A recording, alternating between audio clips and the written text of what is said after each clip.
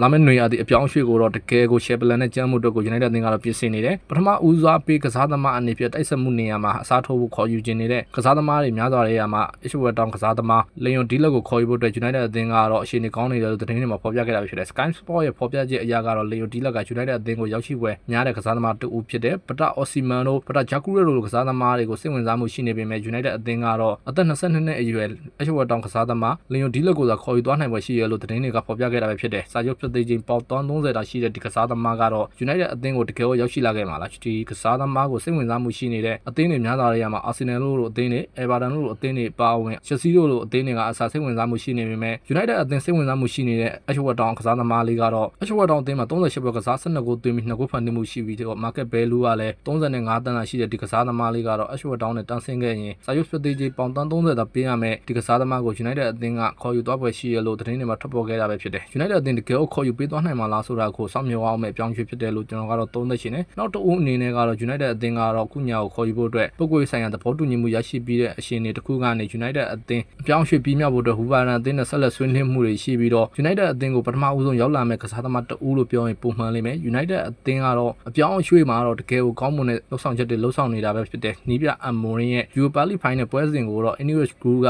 ဝန်ထမ်းတွေကိုအစားအသောက်လက်မှတ်သာပေးခဲ့ပြီးတော့ဒိမန်ကားတို့ဟိုတယ်ကားတို့ကိုမစီမံပေးတဲ့အပေါ်မှာနီးပြအမ်မိုရင်ကတော့ဝန်ထမ်းအယောက်30ကိုသူ့ရဲ့ကိုယ်ပိုင်ငွေနဲ့ခေါ်ယူဆောင်သွားမယ်လို့သတင်းတွေမှာဖော်ပြခဲ့တာပဲဖြစ်တယ်ဒီလုပ်ရက်ကတော့တကယ်ကိုကောင်းမွန်တဲ့လုပ်ရက်တစ်ခုဖြစ်တယ်လို့ကျွန်တော်ကတော့ပြောချင်တယ်နီးပြအမ်မိုရင်ကတော့ကစားသမားတွေရောအသင်းဝန်ထမ်းတွေကိုမှစီးလုံးမှုရှိအောင်လို့